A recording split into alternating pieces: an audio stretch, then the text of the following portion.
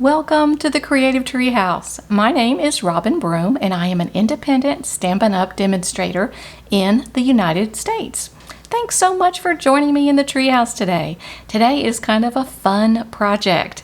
It's fun in a couple different ways. One, it's a double slider card, and it's also fun just because of the stamp set that we will be using, which is in a new one in the new annual catalog, Way to Goat. And it's just hilarious to me. When I saw it, I said, yep, it's definitely on my wish list, and now it's actually in my hands. So we are going to be using all three of the goats, several of the sentiments, also the shadow, and the tin can. So let's see what we need as far as paper. You will need a piece of cardstock that measures 5.5 by 11. And I chose the Just Jade, which is one of the new in colors, but you could pick whichever color.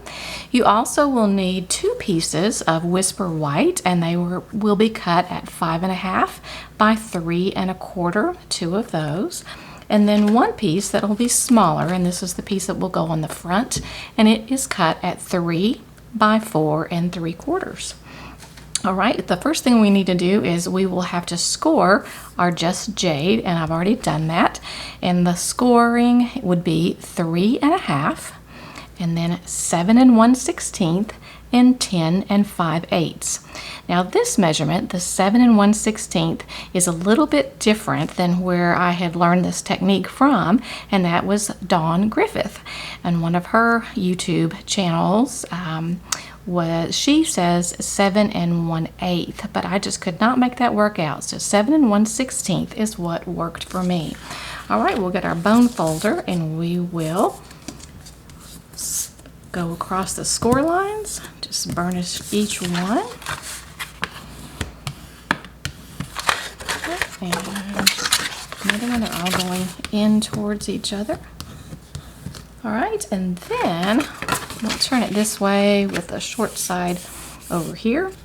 And the next thing that you need is a plastic bag, just from the grocery store or whatever, and it'll be about 1.5 inches, 2 inches maybe. I think this particular one is a little bit longer.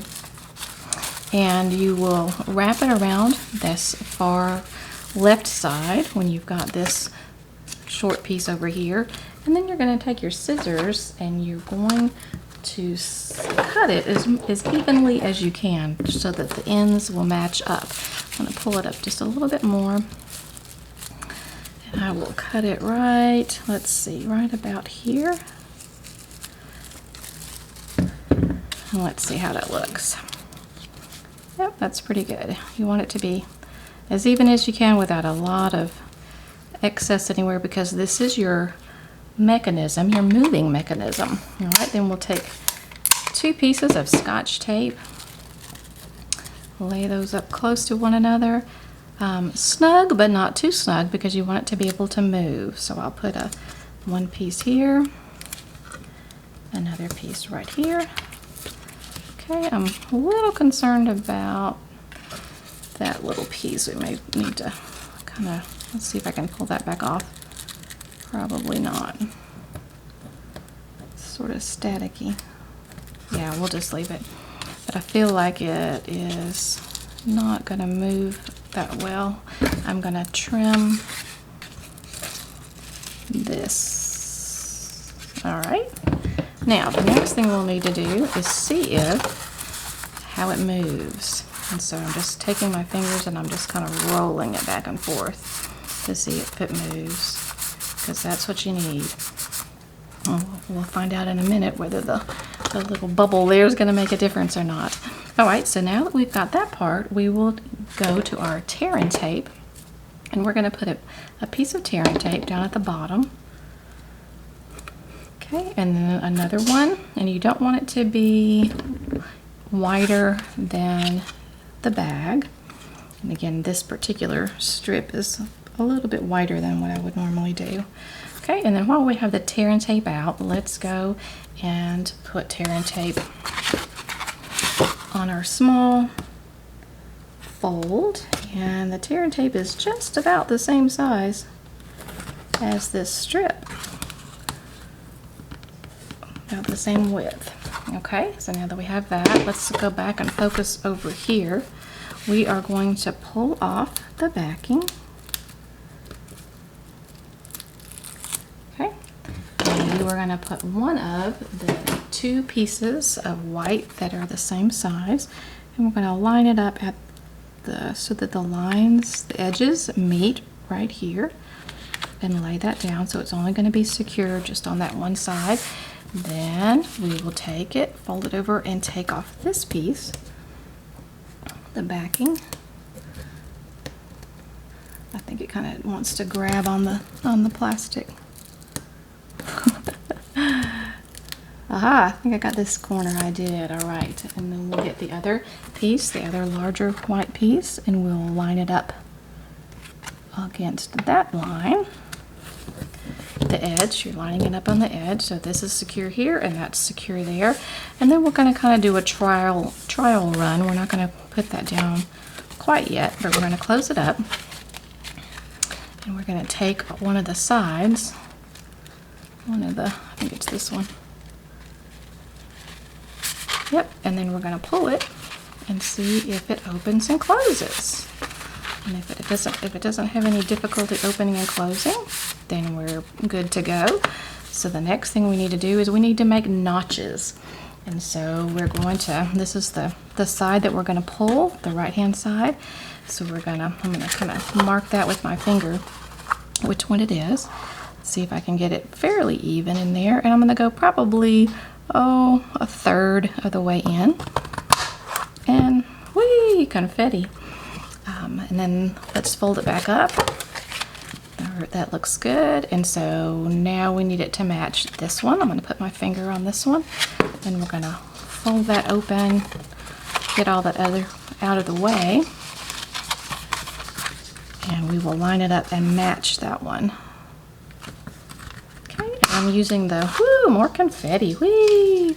I'm using the 1-inch circle punch, which I believe is retired, but hopefully you either already have it or have something that's very similar. All right, now we can kind of put this all back together again. And then what you're going to do is you're going to, on this tear and tape that we haven't pulled off yet, it's going to go around the card here. Let's see if that shows up. So around the card here, and then we're going to secure it down. So we're ready for that step. So we will pull off the backing of that tear and tape. And again, kind of tuck the white up underneath there, fold that down, and then you can adhere both of those sides. There we go. All right, so let's take that and see if I've got it right. Or did I do the wrong end?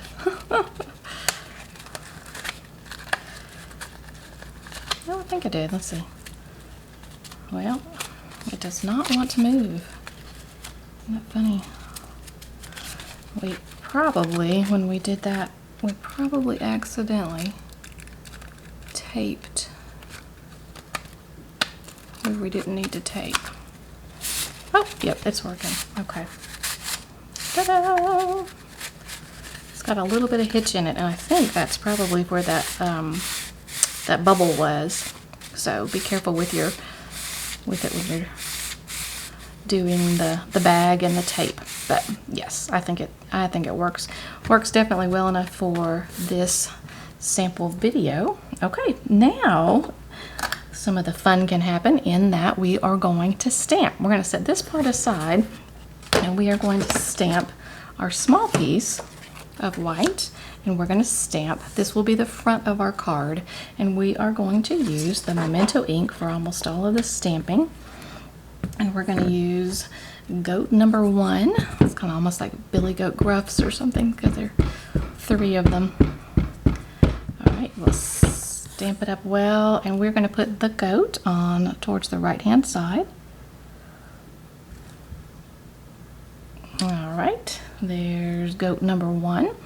And the next thing that we need is the cake. Now the cake that I chose actually came from a paper pumpkin kit. I think it was sometime in the last year. I don't really remember. So Paper Pumpkin is a pretty cool monthly subscription that you might be interested in. And they usually have great stamps that are exclusive to just Paper Pumpkin. So this was, like I said, a Paper Pumpkin stamp, but hopefully you also either have this one or have something similar that you could use. So there's Mr. Goat and the piece of cake. We're going to move and use basic gray, and he needs a shadow underneath him, and the shadow is one of the stamps in the set. So there's his shadow, and now we're able to start to color everything, and I chose the light and the dark crumb cake, or my goat colors, and we'll see if I can fairly quickly color Mr. Goat in. Not sure if he is a he or a she. I know that when I was young, I always assumed that if an animal had horns, that it was a male. But after I was an adult, I realized that even cows can have horns if they're female.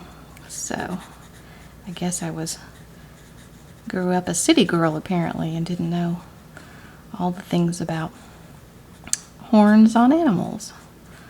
So, alright, so pretty much he's all of the light crumb cake, and then I will go back with some light in a minute. I'm going to switch to the dark, and I'm going to give his ears will be the dark crumb cake, and the edges of his little tuft right up here I make the dark, and his legs will be the dark crumb cake as well.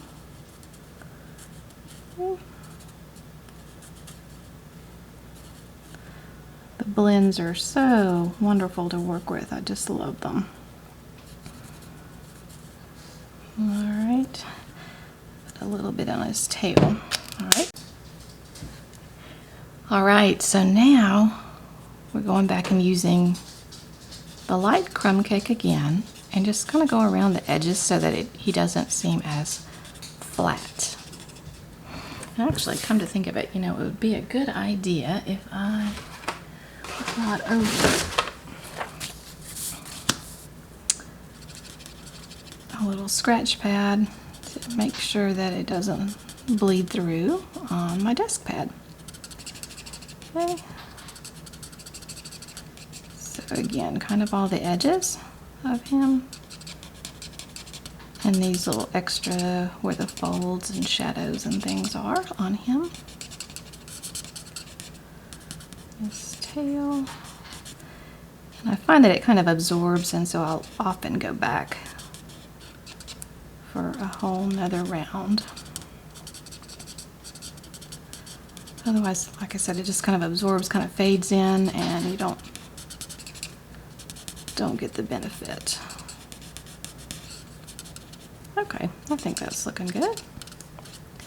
So there's Mr. or Mrs. Goat already.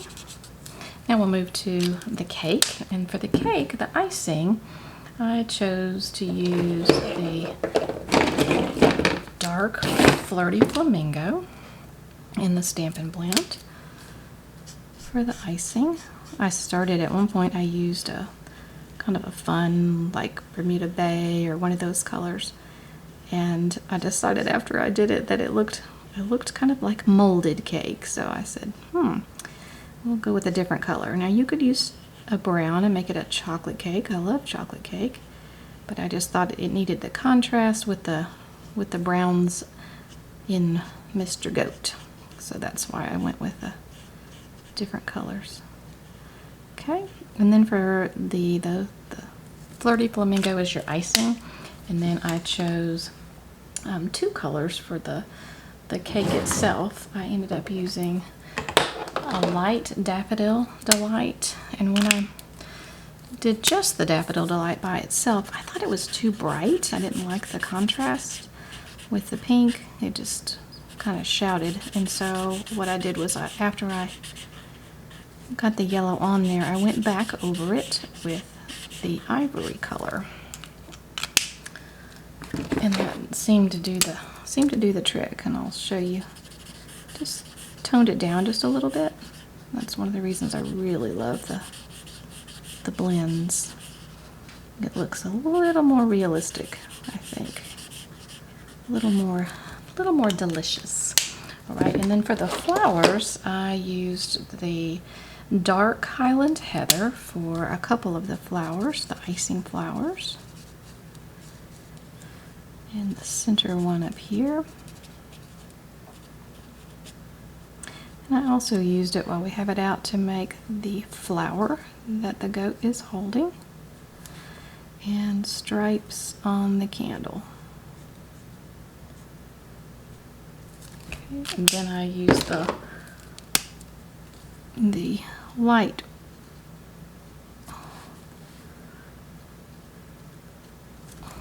Highland Heather for the other stripes, and then I use two colors for the flame. I use the light Daffodil Delight and the dark Daffodil Delight. The dark kind of more at the base of the candle. And then I chose Pool Party. The dark Pool Party, I believe, was the color for the other icing flowers, and two of those. All right, and then the goat's horns, I used the dark of the Daffodil Delight. Right, the next thing I did is I always love to use the light balmy blue and kind of outline whatever it is, in this case the goat. Otherwise we've grounded him with the shadow, but other than that he's kind of still floating. The shadow helps a lot, but the blue does as well.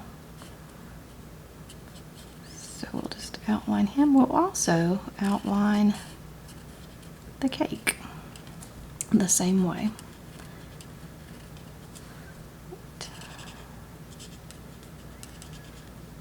And there's times that I'll go and actually kind of extend it out and fade it out, but I don't think we need to in this instance. All right, on the cake we'll do the top and the sides, but the bottom will give it a little bit of a shadow as well.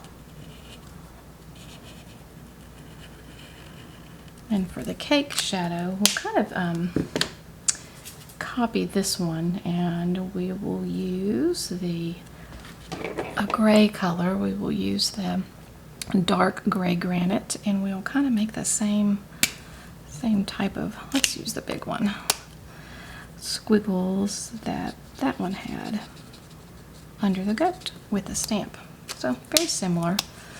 We'll go through and give it some more lines. So now you've got a shadow under the cake as well.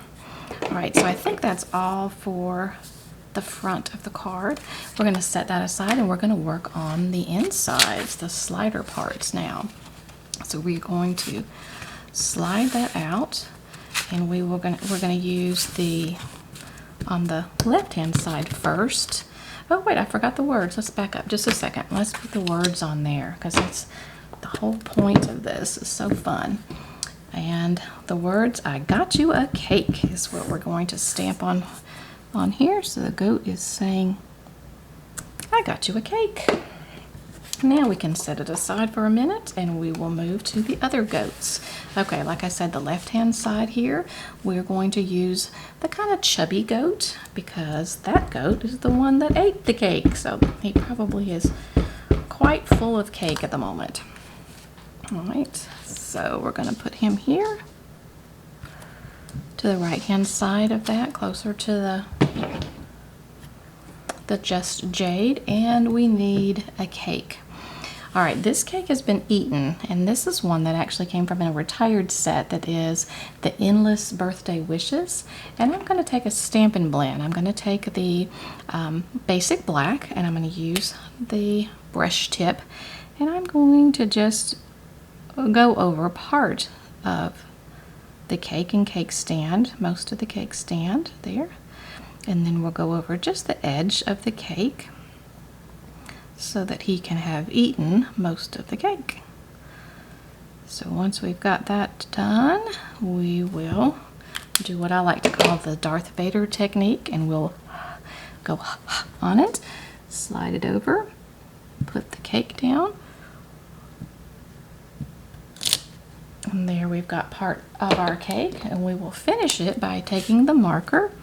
I didn't quite get that part. And we're going to just draw in like a couple bite marks and stuff so that the cake has definitely been eaten.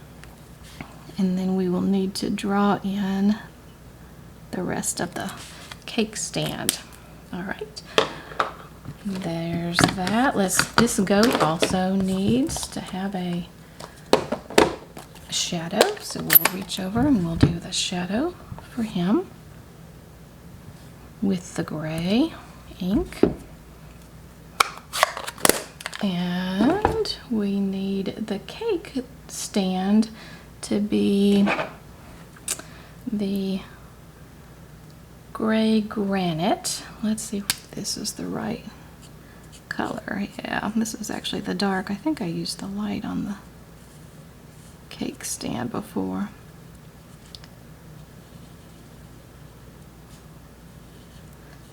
Hoping that it would have like a silvery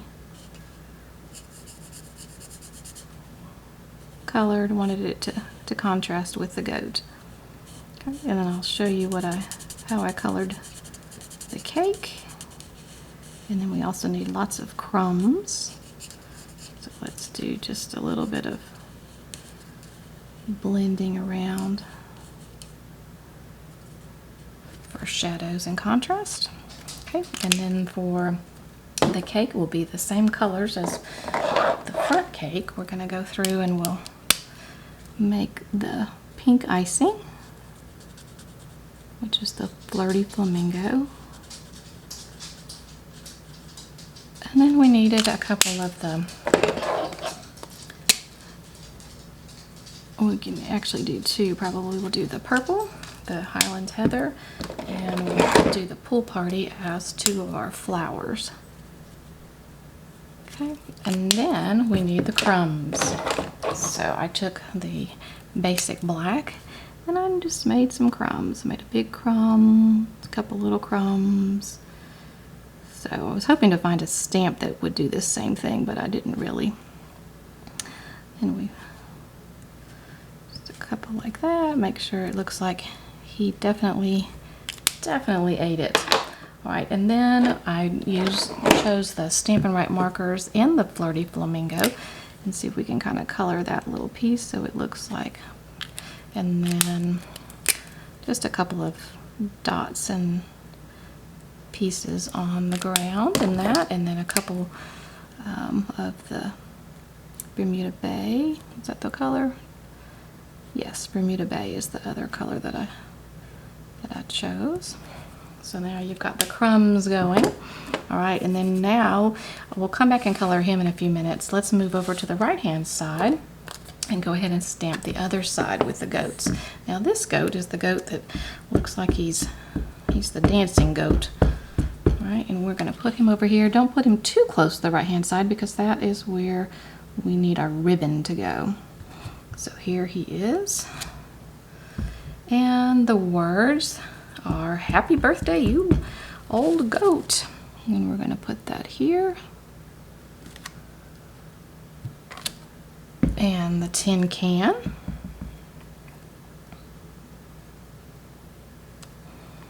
And then what I found worked was I used the Flirty Flamingo ink.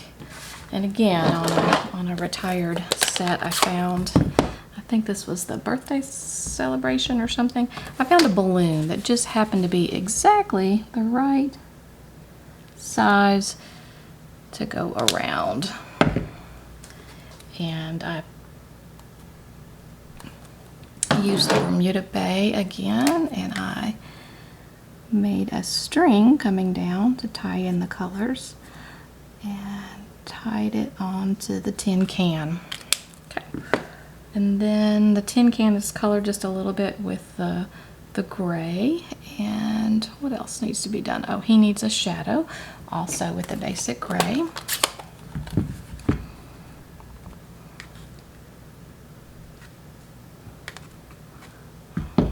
All right, and then we will color the goats and put the front on. In fact, I can go ahead and put the front on there so that you can see what that's like. Get some liquid glue and adhere the front. You just want to be sure that you don't get it where our finger hole is, our little notch. Okay. Alright, and then while we've got the finger hole, let me show you that, and then I will color. So here's the finger hole.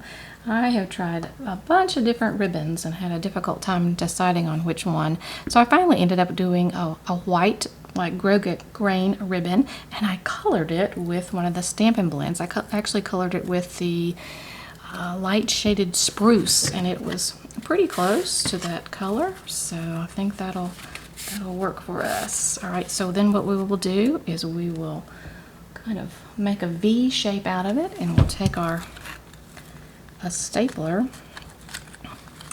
and see if I can do it without stapling my fingers in here.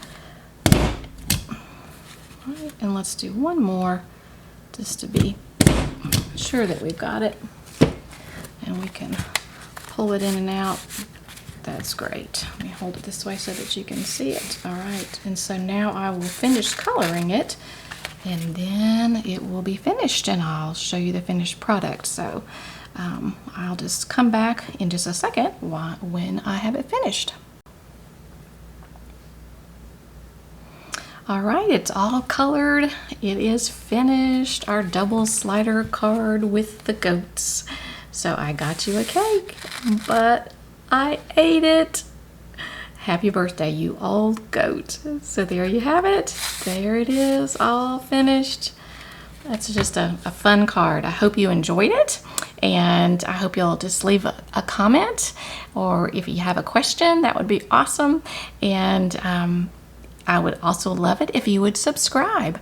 I recently reached my first goal of 100 subscribers, so stay tuned. There's a party, a YouTube party coming up to celebrate this 100 subscribers. If you are one of those 100, thank you so much. And we're just gonna keep on rocking up. So thanks again for joining me in the treehouse, and I'll see you next time. Bye-bye.